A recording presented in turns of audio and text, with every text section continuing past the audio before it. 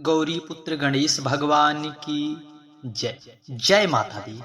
प्रिय भक्तगणों, आप सभी लोगों, हम सभी लोगों का यह परम सौभाग्य है जो इस चैत्र मास में माँ आदि शक्ति अम्बा जगदम्बा की कथाओं को श्रवण करने का, इस श्रीमद देवी भागवत महात्म्य का श्रवण करने का जो परम सौभाग्य प्राप्त हुआ है, कहीं ना कहीं हम सभी पर माँ आदिशक्ति अम्बा जगदम्बा की कृपा जरूर बरस रही है। पिछली की कथाओं को सुनने के लिए आप सभी लोगों का बहुत बहुत आभार, धन्यवाद। आज हम सभी लोग इस चैत्र मास के महात्म में आगे की कथा को श्रवण करेंगे। श्री जगदम्बिकाय नमः। ओम ऐं ह्रीं क्लीं चामुंडाय विच्चय। श्रीमद देवी भागवत महापुराण कथा के आगे की कथा को श्रवण करेंगे।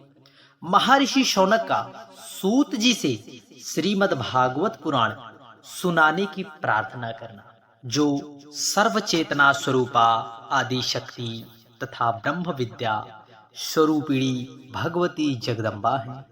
उनका हम ध्यान करते हैं, वे हमारी बुद्धि को प्रेरणा प्रदान करे। ओम सर्व चैतन्य स्वरूपा तामाध्याम विद्याम चा धीमहि बुद्धिम याना प्रचोदयात। शौनक जी बोले, हे पुरुषों में श्रेष्ठ तथा भाग्यवान सूत जी, आप धन्य हैं, क्योंकि संसार में अत्यंत दुर्लभ पुराण संहिताओं का आपने भली भांति अध्ययन किया है।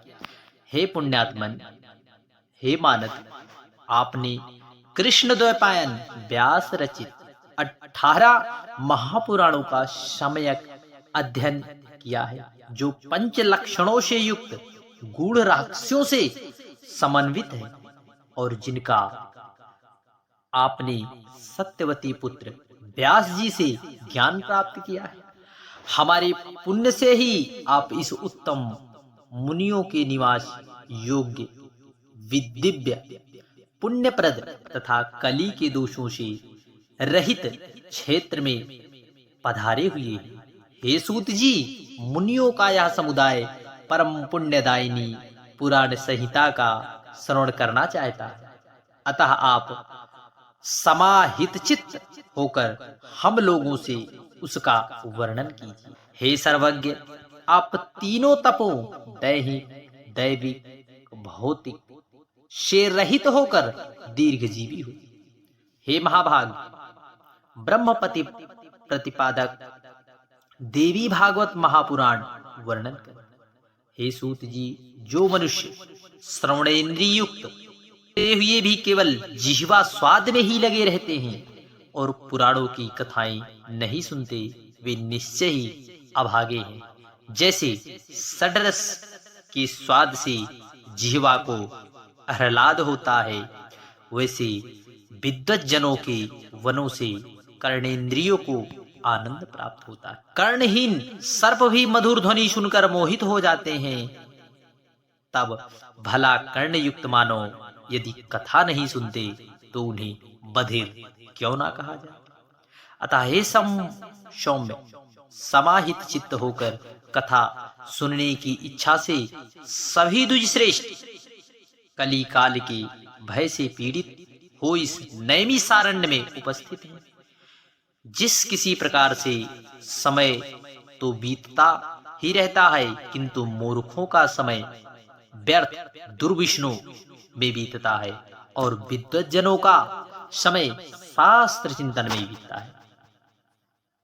शास्त्र भी विचित्र प्रकार के तर्क वितर्क से युक्त है।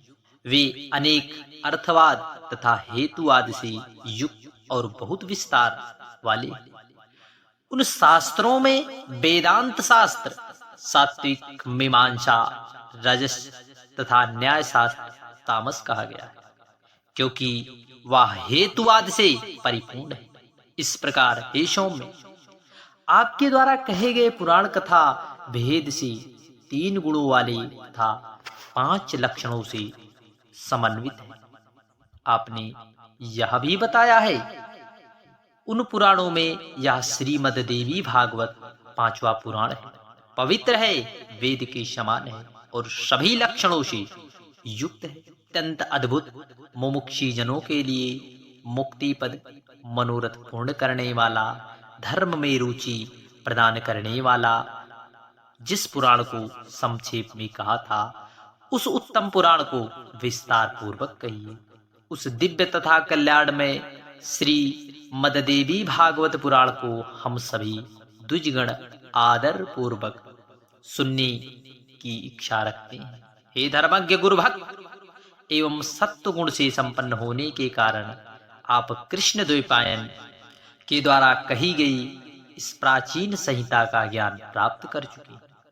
जिस प्रकार देवलोक देवता लोग अमृत पान करते हुए तृप्त नहीं होते, वैसे उसी प्रकार हम लोगों ने भी यहाँ आपके मुखारविंद से एक ली अन्याय कथाएं सुनी, अन्यान्य कथाएं सुनी, किंतु अभी भी हम सबका मन तृप्त नहीं हुआ। हे सूत जी, अब उस अमृत को धिक्कार है जिसके पीने से कभी मुक्ति नहीं होती, परंतु इस भगवत रूपी कथा सुधा के पान से तो मनुष्य शीघ्र ही भव संकट से मुक्त हो जाता है। हे सूत जी, अमृत पान करने के लिए जो हजारों प्रकार के यज्ञ किए गए हैं, उनमें भी सर्वदा के लिए हमें शांति नहीं मिली। यज्ञों का फल तो केवल स्वर्ग है। पुण्य क्षीण होने पर पुनः व्यक्ति को मृत्युलोक में लौटना पड़ता है। इस प्रकार निरंतर आवागमन के चक्र में आना जाना लगा रहता है। हे सर्वज्ञ, त्रिगुणात्मक काल चक्र में भ्रमण करते हुए मनुष्य भी ज्ञान के बिना मुक्ति कदापि संभव नहीं है। इसलिए प्रिय, आगे की कथा में नारद जी द्वारा व्यास जी को देवी की महिमा बताना। ऋषिगण बोले, हे सौम्य महर्षि व्यास की किस पत्नी से सुखदेव जी उत्पन्न हुए, उनका जन्म किस प्रकार हुआ और किस प्रकार से उन्होंने इस संहिता का सम्यक अध्ययन कर लिया। आपके द्वारा ही आयुनिज कहे गए, तो फिर अरणी से उनकी उत्पत्ति कैसे हुई? हे महामते, इसमें हमें महान संशय हो रहा है, आप उसका समाधान अवश्य करें। हम लोगों ने पहले ही सुना है कि महातपस्वी सुखदेव जी गर्भयोगी थे।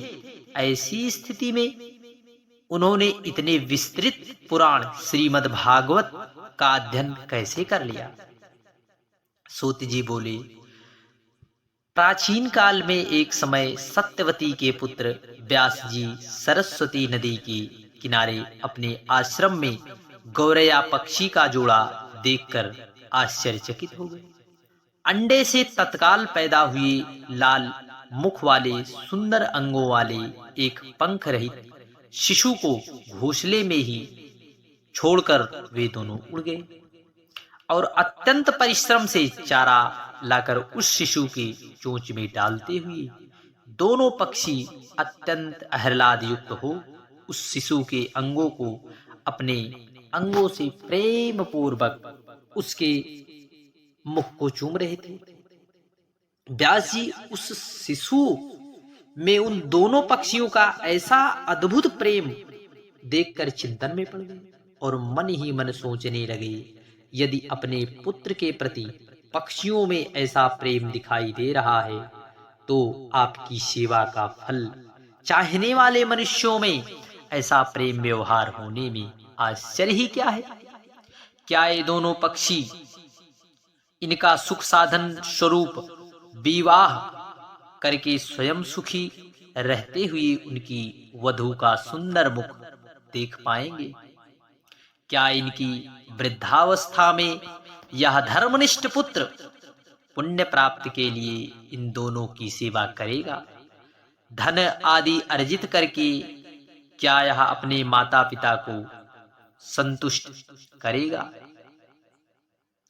और इनकी मृत्यु के उपरांत क्या इनका विधि विधान से प्रेत कर्म करेगा, अथवा क्या गया तीर्थ जाकर यह बालक उनके श्राद्ध आदि कर्म करके उनका उद्धार करेगा? क्या यह विधि नीलोत्सर्ग करेगा पुत्र के शरीर का आलिंगन और विशेष रूप से उसका लालन पालन इस संसार में सभी सुखों में उत्तम सुख कहा गया है। पुत्र रहित मनुष्यों की ना तो सद्गति होती है और ना ही उन्हें स्वर्ग की प्राप्ति होती है। अतः परलोक साधन के लिए पुत्र से बढ़कर अन्य कोई उपाय नहीं है। मनु आदि ऋषियों ने भी धर्मशास्त्रों में कहा है कि पुत्रवान मनुष्य स्वर्ग प्राप्त करता है और पुत्रहीन मनुष्य व्यक्ति को स्वर्ग प्राप्त कभी भी नहीं होता। इस बात में अनुमान की कोई आवश्यकता ही नहीं, अपितु यह प्रत्यक्ष रूप में देखा गया है। साथ ही यह वेद स्मृति आदि भी सनातन वचन है कि पुत्रवान मनुष्य पापों से मुक्त हो जाता है। रोगावस्था में तथा मरण काल में भूमि शैया पर पड़ा हुआ संतानहीन प्राणी दुखित होकर अपने मन में विचार करता है कि मेरे घर में पर्याप्त धन है, अनेक प्रकार के पात्र हैं तथा मेरा यह भवन भी अत्यंत सुंदर है, किंतु अब इन सबका स्वामी कौन है? क्योंकि मृत्यु काल में उन प्राणी का मन अति दुखी होकर भ्रमित होता रहता है। ये उन भ्रांत मन वाले प्राणी की दुर्गति अवश्य होती है। इस प्रकार अनेकानेक चिंतन करके और बार बार लंबी तथा गर्म सांसें लेकर सत्यवती पुत्र व्यास जी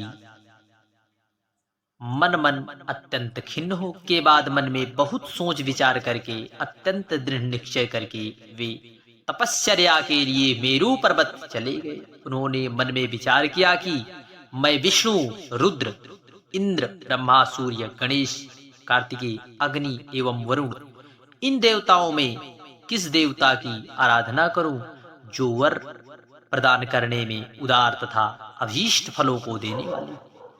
इस पर व्यास जी विचार कर ही रहे थे कि दैव संयोग से मुनियों में श्रेष्ठ ब्रह्म ऋषि नारद जी हाथों में वीणा धारण किए वहां आ गए। उन्हें देखकर सत्यवती पुत्र व्यास जी अत्यंत प्रसन्न हो गए और उन्होंने अर्घ तथा आसन प्रदान किया। उन मुनि से कुशल क्षेम पूछा। कुशल प्रश्न सुन लेने के पश्चात मुनिवर नारद जी ने पूछा, है द्वैपायन, आप किस कारण से चिंताग्रस्त हैं, मुझे बताओ। व्यास जी बोले, संतानहीन व्यक्ति की सद्गति नहीं होती और कभी भी उनके मन में सुखानुभूत नहीं होती। इसी बात को लेकर मैं अत्यंत दुखित हूं, बार बार यही सोचता रहता हूं। मैं अभिलाषित फल देने वाले किस देवता को अपनी तप साधना से प्रसन्न करूं, इसी चिंता में पड़ा हूं। अब इसके समाधान हेतु आपकी शरण में हूं। हे महर्षि, आप सब कुछ जानने वाले हैं। हे कृपा के सागर, कृपा सिंधु, अब मुझे शीघ्र ही बतावें कि मैं किस देवता की शरण में जाऊं जो प्रसन्न होकर मुझे पुत्र प्रदान कर दे।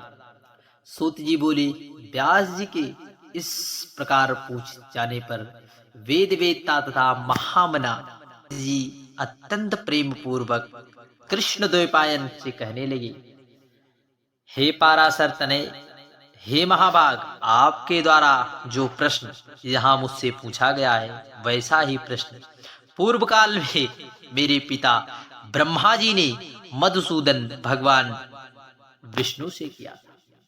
मेरे पिता ब्रह्मा जी कौस्तुभ मणि की प्रभा से दीप्यमान शंख चक्र गदा और पद्म धारण करने वाले, पीत धारण करने वाले, चार भुजाओं वाले, श्री वत चिन्ह से विभूषित वक्ष स्थल वाले, सभी लोकों के कारण स्वरूपा देवादिदेव जगत गुरु जगदीश्वर वासुदेव देवी जगतपति श्रीनाथ विष्णु को ध्यान में अवस्थित होकर कठोर तप करते हुए देखकर अत्यंत विस्मय में पड़ गए और उन्होंने पूछा।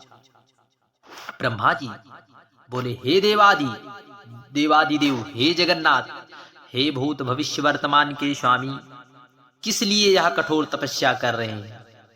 हे जनार्दन, आप किसके ध्यान में लीन हैं? हे देवीश, मैं परम विस्मय में पड़ गया कि समस्त विश्व का स्वामी होते हुए भी आप ऐसा ध्यान कर रहे हैं। भला इससे बढ़कर अन्य कौन सी विचित्र बात होगी। आपके नाभि कमल से प्रादुर्भूत होकर मैं संपूर्ण लोकों के कर्ता के रूप में अधिष्ठित हूँ। हे लक्ष्मीपति, आपसे भी श्रेष्ठतर कौन देवता है, उन देवता को मुझे अवश्य बताइए। जानाम्यहं जगन्नाथ त्वामादि सर्व कारणम कर्ता पालिता हर्ता समर्थः सर्वकारी कृतः। हे जगन्नाथ, मैं तो यही जानता हूं कि आप ही आदि स्वरूप, सबके कारण, निमित्त पालन करता, संहार करता तथा सभी कार्यों को संपादित करने वाले हैं। हे महाराज, आपकी इच्छा से ही मैं इस जगत के रचना कार्य में प्रवृत्त होता हूँ और सदा आपके ही आदेश का से ही शंकर जी प्रलयावस्था में जगत का संहार करते हैं। हे ईश, आपकी आज्ञा से ही सूर्य आकाश में भ्रमण करते हैं, शुभ तथा अशुभ हवा चलती है, अग्नि ताप धारण करती है और मेघ वृष्टि करती है। आप किस देवता का ध्यान कर रहे हैं, वह मेरी महती शंका है। मैं तो तीनों लोकों में आपसे बढ़कर अन्य किसी देवता को नहीं जानता। हे सुब्रत, मैं आपका भक्त हूँ, अतः कृपा करके अपनी तपस्या का रहस्य बताइए, क्योंकि यह सर्वविदित है कि महान लोग अपने भक्तों से ही कुछ भी गोपनीय नहीं रखते। ब्रह्मा जी का वचन सुनकर भगवान विष्णु उनसे बोले, हे ब्राह्मण, आपको अपने मन की बात बताता हूं, आप उसे एकाग्रचित होकर सुने। तभी देव दानव मानो यही जानते हैं कि आप जगत की रचना है, मैं जगत की पालन और शिव जी जगत के संहार के परम कारण है। तथापि वेद तत्व विद्वान तर्कना करते हैं कि किसी शक्ति के द्वारा ही आप सृष्टि के करता है, मैं भरता हूँ और शंकर जी हरता है। जगत की रचना के लिए आपसे में राजसी शक्ति विद्यमान है, मुझ में सात्विक शक्ति स्थित है तथा शिव जी में तामसी शक्ति बताई गई। शक्ति के ना रहने पर आप ना तो सृष्टि रचना कर सकते हैं, ना मैं पालन करता और ना ही शंकर जी संहार कर सकते हैं। हे विभो, हम सभी निरंतर उसी शक्ति के अधीन रहते हैं। सुब्रत, अब प्रत्यक्ष तथा परोक्ष संबंधित दृष्टांत भी आप सुनिए, इसमें कोई भी संशय नहीं है। उसी शक्ति का अवलंबन प्राप्त कर मैं सदा तपस्चरण करता हूँ। मैं कभी लक्ष्मी के साथ सुखपूर्वक विहार करता हूँ और कभी दानवों के साथ अत्यंत भीषण शरीर को चूर्ण कर देने वाले तथा लोगों को भयभीत कर देने वाला युद्ध करता हूँ। हे धर्मज्ञ, आप यह तो प्रत्यक्ष जानते हैं कि पूर्व समय में मेरे द्वारा उस महासिंधु में 5000 वर्षों तक भीषण बाह्युद्ध किया गया। हे देव, कान की मैल से उत्पन्न अत्यंत दुष्ट, मदोन्मत तथा अहंकारी मधुकैटभ नामक दोनों दानवों का मैंने देवी की कृपा से संहार किया था। हे महाभाग, क्या आप उस समय परात्पर कारण स्वरूपा महाशक्ति को नहीं जान पाए थे?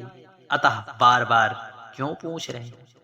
उसी शक्तियों की इच्छा से मैं परम पुरुष के रूप में महासागर में विचरण करता हूँ और विभिन्न युगों में कश्यप, वराह तथा वामन रूप में अवतरित होकर रहता हूँ। तिर्यक योनि में उत्पन्न होना किसी के लिए भी प्रिय नहीं है। मैं अपनी इच्छा से वामन, वराह आदि रूपों में योनि में उत्पन्न नहीं होता, अपितु इसमें इसी शक्ति की प्रेरणा का परम कारण है।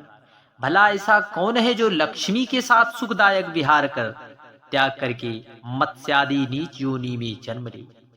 यदि मैं स्वतंत्र हूं तो सुखदायिनी सैया को छोड़कर गरुड़ रूपी आसन पर बैठकर भयंकर युद्ध क्यों करता? हे यज, प्राचीन काल में एक बार आपके समक्ष ही धनुष की प्रांत्याचा टूट जाने के कारण मेरा सिर छिन्न छिन्न हो गया। तब शिल्पकारों में श्रेष्ठ अपने आपने फिर से मेरे धड़ पर घोड़े का सिर जोड़ दिया था। हे लोक निर्माता, उसी समय में हयग्रीव नाम से लोक प्रसिद्ध हुआ। यह सब आपके सामने घटित हुआ। यदि मैं स्वाधीन होता हूं तो संसार में यह विडंबना कैसी। अतएव मैं स्वतंत्र नहीं हूं, अपितु सर्वदा उसी शक्ति के अधीन हूं। मैं निरंतर उसी शक्ति का ध्यान करता हूं। हे कमलोभ्य, मैं इसके अतिरिक्त अन्य किसी को नहीं जानता। नारद जी बोले, हे व्यास जी, भगवान विष्णु ने ब्रह्मा जी से इस प्रकार कहा, हे मुनिश्रेष्ठ, मेरे पिता ब्रह्मा जी ने सब बातें मुझसे कही, अतः आप भी कल्याणकारी पुत्र प्राप्ति के उद्देश्य से सर्वदा संशय रहित होकर अपने हृदय कमल में देवी भगवती के चरणारविंद का ध्यान कीजिए। वे देवी आपके समस्त अभिलाषित फलों को अवश्य प्रदान करेंगी। नारद जी के ऐसा कहने पर सत्यवती व्यास जी देवी के चरणारविंद में अपना ध्यान केंद्रित करते हुए तपश्चर्या हेतु पर्वत पर चले गए। जय माता रानी।